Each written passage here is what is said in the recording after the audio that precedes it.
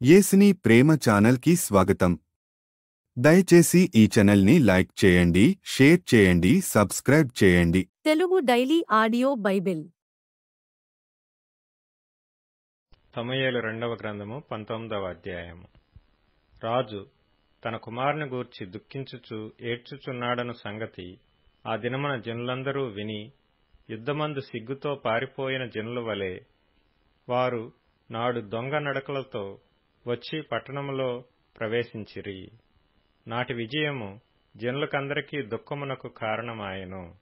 రాజు ముఖము కప్పుకొని, అబ్షాలోమా నా కుమారుడా, అబ్షాలోమా నా కుమారుడా, నా కుమారుడా అని కేకలు వేయిచు ఏడ్చుచుండగా, రాజు అబ్షాలోమును గూర్చి దుఃఖించుచూ ఏడ్చుచున్నాడను సంగతి యోవాబు విని, నగరయందున్న రాజునొద్దకు వచ్చి, నీ ప్రాణమును, నీ కుమారుల ప్రాణములను, నీ కుమార్తెల ప్రాణములను, నీ భార్యల ప్రాణములను, నీ ఉపపత్నుల ప్రాణములను ఈ దినమున రక్షించిన నీ సేవకులనందరినీ నేడు సిగ్గుపరచి, నీ స్నేహితుల ఎడల ప్రేమ చూపక నీ శత్రువుల ఎడల ప్రేమ చూపుచు ఈ దినమున అధిపతులను సేవకులను నీకు ఇష్టజనులు కారని నీవు కనుపరచితివి. మేమందరము చనిపోయి అబ్షాలోము బ్రతికియుండిన ఎడల అది నీకు ఇష్టమగునన్న మాట ఈ దినమున నేను తెలుసుకొనుచున్నాను. ఇప్పుడు లేచి బయటికి వచ్చి నీ సేవకులను ధైర్యపరచుము. నీవు బయటికి రాకయుండిన ఎడల ఈ రాత్రి ఒకడును నీ యొద్ద నిలవడని యెహోవా నామమును బట్టి ప్రమాణము చేసి చెప్పుచున్నాను. నీ బాల్యము నుండి నేటి వరకు నీకు ప్రాప్తించిన అపాయములన్నిటికంటే అది నీకు కష్టతరముగా ఉండునని రాజుతో మనవి చేయగా, రాజు లేచి వచ్చి గుమ్మములో కూర్చుండెను. రాజు గుమ్మములో కూర్చున్నాడను మాట జనులందరూ విని రాజును దర్శింపవచ్చిరి గాని ఇశ్రాయేలు వారు తమ తమ ఇండ్లకు పారిపోయిరి. అంతట ఇశ్రాయేలు వారి గోత్రములకు చేరికైన జనులందరూ ఇట్లనుకొనిరి, మన శత్రువుల చేతిలో నుండియు ఫిలిష్తీయుల చేతిలో నుండియు మనలను విడిపించిన రాజు అబ్షాలోమునకు భయపడి దేశములో నుండి పారిపోయెను. మన మీద మనము రాజుగా పట్టాభిషేకము చేసిన అబ్షాలోము యుద్ధమందు మరణమాయెను. కాబట్టి మనము రాజును మరలా తోడుకొని వచ్చుటను గూర్చి ఏల మాట్లాడకపోతిమి? రాజైన దావీదు ఇది విని యాజకులకు సాదోకునకును అబ్యాతారునకును వర్తమానము పంపి, ఇశ్రాయేలు వారందరూ మాట్లాడుకొను సంగతి నగరంలోనున్న రాజునకు వినబడిన గనుక రాజును నగరికి మరలా తోడుకొని రాకుండా మీరెందుకు ఆలస్యము చేయుచున్నారు? మీరు నాకు ఎముక నంటినట్టియు మాంసము నంటినట్టియు సహోదరులై ఉండగా రాజును తోడుకొని రాకుండా మీరెందుకు ఆలస్యము చేయుచున్నారని యూదావారి పెద్దలతో చెప్పుమని ఆజ్ఞ ఇచ్చెను. మరియు అమాశా యొద్దకు దూతలను పంపి, నీవు నాకు ఎముక నంటిన బంధువుడవు, మాంసము నంటిన బంధువుడవు కావా? యోవాబునకు బదులు నిన్ను సైన్యాధిపతిగా నేను ఖాయపరచని ఎడల దేవుడు గొప్ప అపాయము నాకు కలుగజేయునుగాకని చెప్పుడనెను. అతడు పోయి ఎవరినూ తప్పకుండా యూదావారినందరినీ రాజునకు ఇష్టపూర్వకముగా లోబడినట్లు చేయగా, నీవును నీ సేవకులందరూ మరలా రావాలనన్న వర్తమానము వారు రాజునొద్దకు పంపిరి. రాజు తిరిగి యొర్దాను నది యొద్దకు రాగా, యూదావారు రాజును ఎదుర్కొనుటకును రాజును నది యువతలకు తోడుకొని వచ్చుటకును గిల్గాలునకు వచ్చిరి. అంతలో బహూరీమునందున్న బెన్యామీనీయుడగు గెరా కుమారుడైన షిమీ త్వరపడి రాజైన దావీదును ఎదుర్కొనుటకై యూదావారితో కూడా వచ్చెను. అతని యొద్ద 1000 మంది బెన్యామీనీయులు ఉండిరి.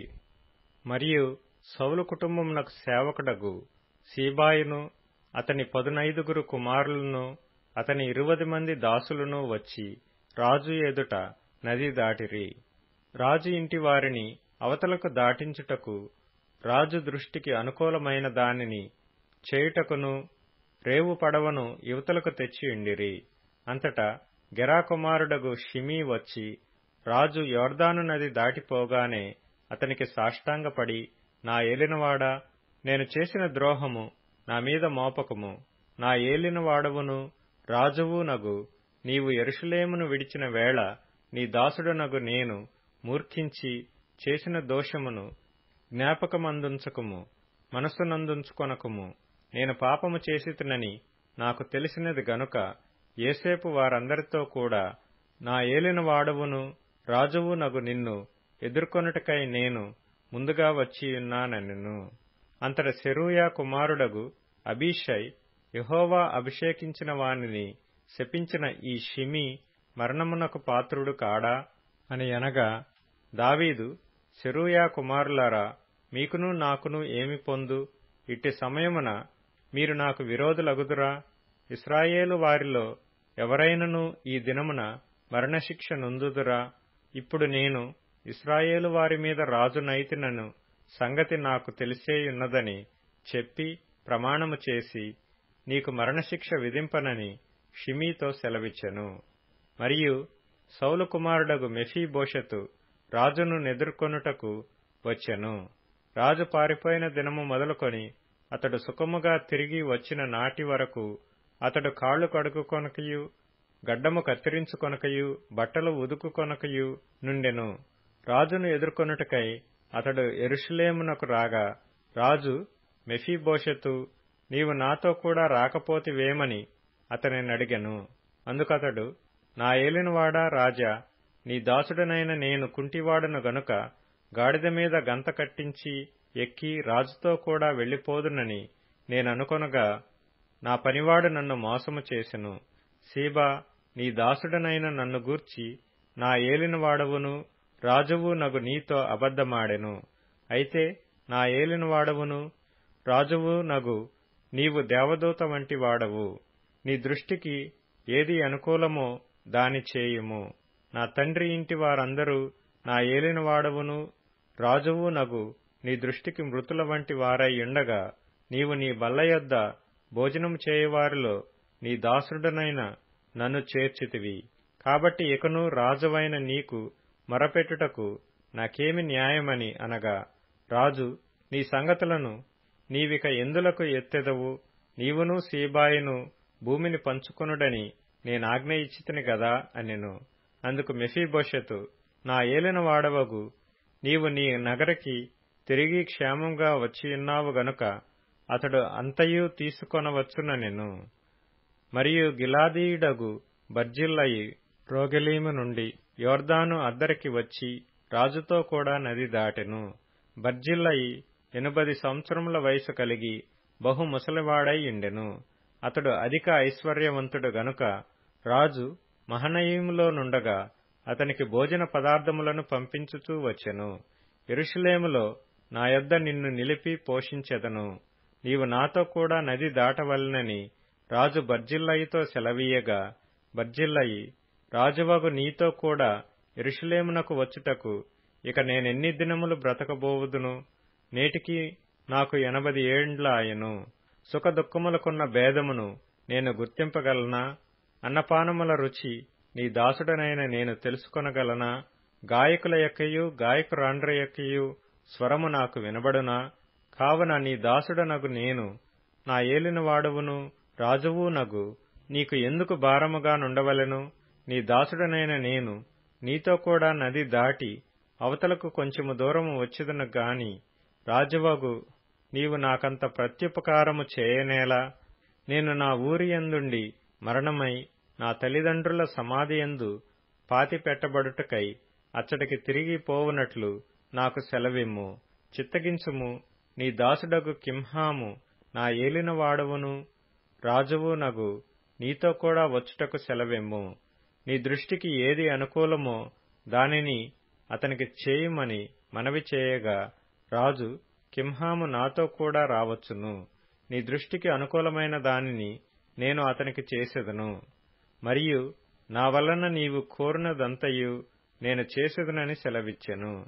జనులందరూ రాజును నది అవతలకు రాగా రాజు బర్జిల్లయిని ముద్దు పెట్టుకుని దీవించెను. తరువాత బర్జిల్లయి తన స్థలమునకు వెళ్లిపోయెను. యూదావారందరూ ఇశ్రాయేలు వారిలో సగం మందియు రాజును తోడుకొని రాగా రాజు కింహామును వెంటబెట్టుకుని గిల్గాలునకు వచ్చెను. ఇట్లుండగా ఇశ్రాయేలు వారందరూ రాజునొద్దకు వచ్చి, మా సహోదరులకు యూదావారు ఎందుకు నిన్ను దొంగిలించుకొని నీ ఇంటివారిని నీ వారిని యొర్దాను యువతలకు తోడుకొని వచ్చిరని ఎడగగా, యూదావారందరూ, రాజు మీకు సమీప బంధువుడై ఉన్నాడు గదా, మీకు కోపమెందుకు? అలాగుండినను మాలో ఎవరమైనను రాజు సొమ్ము ఏమైనను తింటిమా? మాకు ఇనాము ఏమైనా ఇచ్చెనా?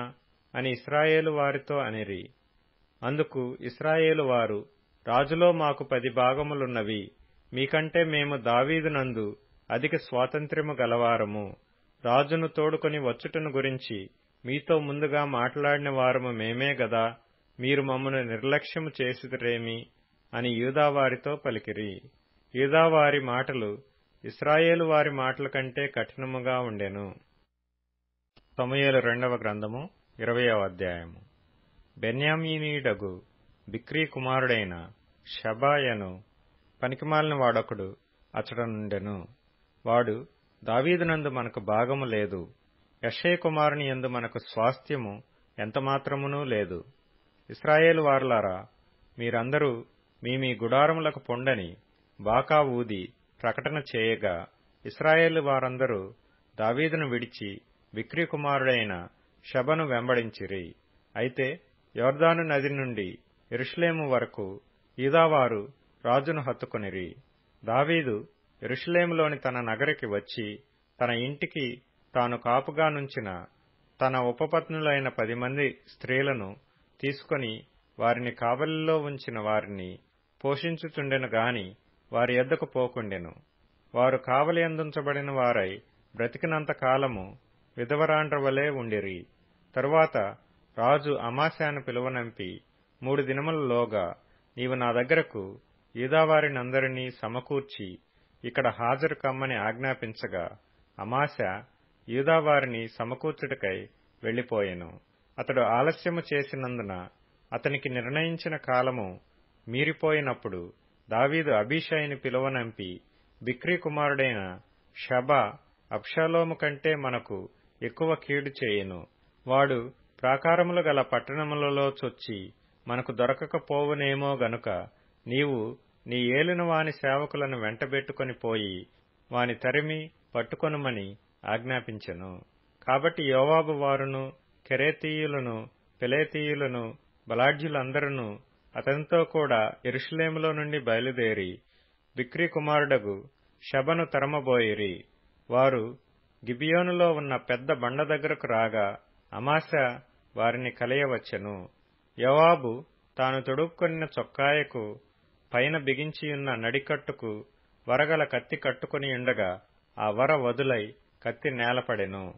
అప్పుడు యోవాబు అమాశాతో, నా సహోదరా, నీవు క్షేమముగా ఉన్నావా అనుచు అమాశాను ముద్దు పెట్టుకున్నట్లుగా కుడిచేత అతని గడ్డం పట్టుకొని, అమాశా యోవాబు చేతిలోనున్న కత్తిని చూడకును తన్ను కాపాడుకొనకును ఉండగా యోవాబు అతని కడుపులో దాన్ని గుచ్చెను. గుచ్చిన తోడనే అతని పేగులు నేలకు జారి ఆ దెబ్బతోనే అతడు చనిపోయెను. యోవాబును అతని సహోదరుడగు అబీషయ్యును బిక్రీ కుమారుడగు షబను తరుముటకు సాగిపోగా, యోవాబు బంటులలో ఒకడు అతని దగ్గర నిలిచి, యోవాబును ఇష్టులైన దావీదు పక్షముననున్న వారందరూ యోవాబును వెంబడించుడని ప్రకటన చేసెను. అమాశా రక్తములో పొర్లుచు మార్గమున పడియుండగా అచ్చోటికి వచ్చిన జనులందరూ నిలిచియుండుట ఆ మనుష్యుడు చూచి అమాశాను మార్గము నుండి చేనిలోనికి లాగి, మార్గస్థులందరూ నిలిచి తేరి చూడకుండా శవము మీద బట్ట కప్పెను. శవము మార్గము నుండి తీయబడిన తరువాత జనులందరూ బిక్రీ కుమారుడగు షబను తరుముటకై యోవాబు వెంబడి వెళ్లిరి. అతడు ఇశ్రాయేలు గోత్రపు వారందరి యొద్దకును, ఆబేలు వారి యొద్దకును, బేత్మయకా వారి యొద్దకును, బెరీయులందరి యొద్దకును రాగా వారు కూడుకొని అతని వెంబడించిరి. ఈ ప్రకారము వారు వచ్చి ఆబేలు బేత్మయకాయందు బిక్రీని ముట్టడి వేసి పట్టణపు ప్రాకారము ఎదుట బురుజు కట్టగా, యోవాబు వారందరూ ప్రాకారమును పడవేయుటకు దానిని కొట్టిరి. అప్పుడు యుక్తిగల ఒక స్త్రీ ప్రాకారము ఎక్కి, ఓహో, ఆలకించుడి, ఆలకించుడి, నేను అతనితో మాట్లాడునట్లు యోవాబును ఇక్కడికి రమ్మని చెప్పుడని కేక వేయగా, యోవాబు ఆమె దగ్గరకు వచ్చెను. అంతటా ఆమె, యోవాబువు నీవేనా అని అతనినడుగగా అతడు నేనే అనెను. అందుకామె, నీ దాసురాలనగు నేను నీతో మాట్లాడుదునా అని అడుగగా అతడు మాట్లాడవచ్చుననెను. అంతటా ఆమె, పూర్వకాలమున జనులు ఆబేలునందు సంగతి విచారింపవలనని చెప్పుట కద్దు. అలాగున చేసి కార్యములు ముగించుచూ వచ్చిరి. నేను ఇశ్రాయేలునందు నిమ్మళస్థులలోనూ యథార్థవంతులలోనూ చేరిక అయిన దానను. ఇశ్రాయేలీల పట్టణములలో ప్రధానమగు ఒక పట్టణమును లయము చేయవలనని నీవు ఉద్దేశించుచున్నావు. యెహోవా స్వాస్థ్యమును నీవెందుకు నిర్మూలము చేయుదు అని చెప్పగా, యోవాబు నిర్మూలము చేయను, లయపరచను, అలాగున చేయనే చేయను. సంగతి అది కానే కాదు. బిక్రీ కుమారుడగు షెబా అను ఎఫ్రాయిము మన్యపు వాడు ఒకడు రాజైన దావీదు మీద ద్రోహము చేసి ఉన్నాడు. మీరు వానిని మాత్రము అప్పగించుడి, తోడనే నేను ఈ పట్టణము విడిచి పోవుదునని చెప్పగా, ఆమె యోవాబుతో, చిత్తము, వాని తల ప్రాకారము పైనుండి పడవేయబడునని చెప్పి పోయి తాను యోవాబుతో పలికిన యుక్తిగల మాటలను జనులందరికీ తెలియజేయగా, వారు బిక్రీ కుమారుడగు షెబ యొక్క తలను ఛేదించి యోవాబు దగ్గర దాని పడవేసిరి. కాగా అతడు బాకా ఊదించిన తరువాత జనులందరూ ఆ పట్టణమును విడిచి ఎవరి గుడారములకు వారు పోయిరి. యోవాబు యెరూషలేమునకు రాజునొద్దకు తిరిగి వచ్చెను. యోవాబు ఇశ్రాయేలు దండువారందరికీ అధిపతియై ఉండెను.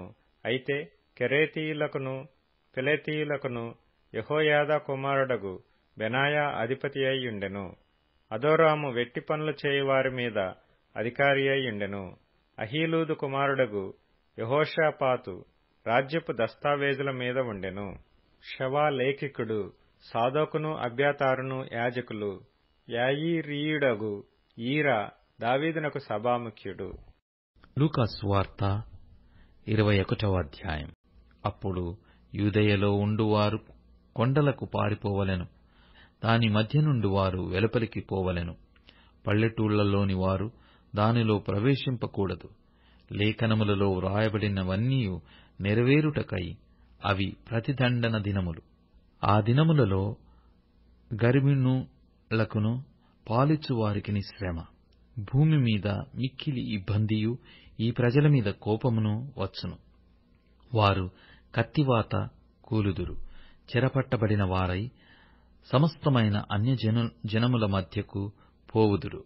అన్యజనముల కాలములు సంపూర్ణమగు వరకు యెరూషలేము అన్యజనముల చేత త్రొక్కబడును. మరియు సూర్యచంద్ర నక్షత్రములలో సూచనలును భూమి మీద సముద్ర తరంగముల ఘోష వలన కలవరపడిన జనములకు శ్రమయు కలుగును. ఆకాశమందలి శక్తులు కదిలింపబడును గనక లోకము మీదికి రాబోవుచున్న వాటి విషయమై భయము కలిగి మనుష్యులు ఎదురుచూచుచు ధైర్యము చెడి కూలుదురు. అప్పుడు మనిషి కుమారుడు ప్రభావముతోనూ మహామహిమతోనూ మేఘారూఢుడై వచ్చుట చూతురు. ఇవి జరుగు నారంభించినప్పుడు మీరు ధైర్యము తెచ్చుకొని మీ తలలెత్తుకొనుడి, మీ విడుదల సమీపించుచున్నదనెను. మరియు ఆయన వారితో ఈ ఉపమానం చెప్పెను. అంజూరపు వృక్షమును సమస్త వృక్షములను చూడుడి. అవి చిగురించుట చూచి వసంతకాలమప్పుడే సమీపమాయనని మీ అంతట మీరు తెలిసికొందురు గదా. అటువలే మీరు ఈ సంగతులు జరుగుట చూచినప్పుడు దేవుని రాజ్యము సమీపమాయనని తెలుసుకొనుడి. అవన్నీయు జరుగు వరకు ఈ తరము గతింపదని నిశ్చయముగా మీతో చెప్పుచున్నాను. ఆకాశమును భూమియు గతించును గాని నా మాటలేమాత్రమును గతింపవు. మీ హృదయములో ఒకవేళ తిండి వలనను మత్తు వలనను ఐహిక విచారముల వలనను మందముగా ఉన్నందున ఆ దినము అకస్మాత్తుగా మీ మీదికి వచ్చి ఉరివచ్చినట్టు రాకుండా మీ విషయమై మీరు జాగ్రత్తగా ఉండుడి. ఆ దినము భూమి యందంతటా నివసించు వారందరి మీదికి అకస్మాత్తుగా వచ్చును. కాబట్టి మీరు జరగబోవు వీటినెల్లను తప్పించుకొని మనుష్య కుమారుని ఎదుట నిలువబడుటకు శక్తిగలవారగునట్లు ఎల్లప్పుడూ ప్రార్థన చేయుచు మెలకువగా ఉండుడని చెప్పెను. ఆయన ప్రతి దినము పగటియందు దేవాలయములో బోధించుచు రాత్రివేళ ఒలీవల కొండకు వెళ్ళుచు కాలం గడుపుచుండెను. ప్రజలందరూ ఆయన మాట వినుటకు దేవాలయములో ఆయన యుద్ధకు పెందలకడ వచ్చుచుండిరి. దయచేసి ఈ ఛానల్ని లైక్ చేయండి, షేర్ చేయండి, సబ్స్క్రైబ్ చేయండి.